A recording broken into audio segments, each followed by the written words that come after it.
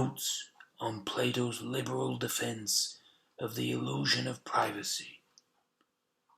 What is privacy? What is mine? Of course, what belongs to me. But here is the problem.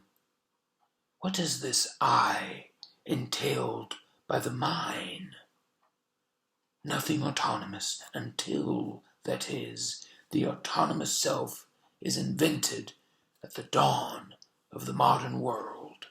A self wrapped up in the cocoon of its feelings, vaguely mirroring the unfathomable unity of biblical divinity. To speak bluntly, modern privacy is the parrot of a divine secret. As in the old tale of the dolphin and the monkey, so too in the tale of modernity, the impostor drowns, unworthy as he is of being saved, incapable as he is of justifying himself in the face of law. The modern self, modern privacy, has been facing a crisis ever since its very inception. Indeed, the modern self is born as a self in crisis, a self that is born in and through the consciousness of a crisis, of the world as crisis. The world the modern self is born in is a world deaf and blind to the modern self. To echo Descartes' terms, our world is a res extensa, utterly indifferent to our res cogitans. Far from being unprecedented, the contemporary crisis of identity expresses what is implicit in the very inception of modern man's identity. In the invention of modernity's privacy, the very privacy that is now floundering under the weight of a mass propaganda feeding us as fuel to the machinery of global technocratic despotism. Modern privacy is utterly exposed to a global network of technological control made radically transparent to our ruling class, justifying its intervention in the name of our own safety. Our ruler alleges to be sacrificing, negating our privacy in order to safeguard it. The negation of privacy is supposed to be for privacy's own sake. It is in the interest of privacy that we must abdicate privacy. Or so we are told. The collapse of modern privacy draws us face to face with an alternative reading of privacy. Turning back to face the dawn of modern privacy, we now see through it to its other side, the side of all that is pre-modern. And there we discover a then dominant Platonic reading of privacy as a poetic illusion stemming from a community of divine things, a realm of permanent communication among eternal minds acting at the heart of republics, or of what we may now be accustomed to calling the public sphere. The Platonic Self is a hero in the respect that he bears witness to the city of ideas constituting the essence of every mortal city. In Augustinian terms, the city of man is to bear witness to the city of God, the civitas Dei.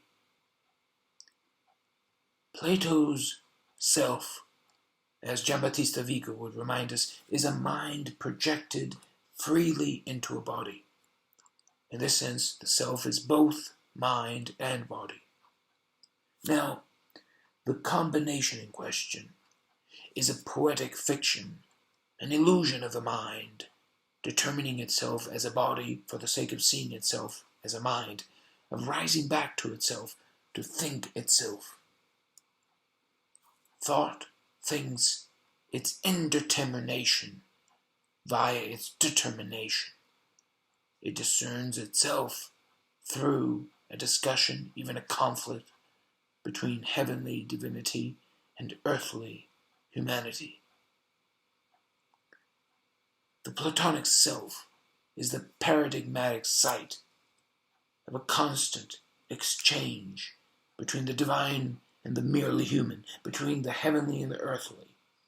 Now, that exchange is a poetic one that forges the self, that discloses the self as a place of exchange, primarily vertical between the high and the low, and derivatively horizontal between selves. To speak colloquially, the Platonic Self is the site of a political encounter between metaphysics and physics, an encounter that points linguistically or logically to the metaphysical essence of the physical, to the inherence of the divine within the human. Modernity's private sphere no longer mediates the low and the high.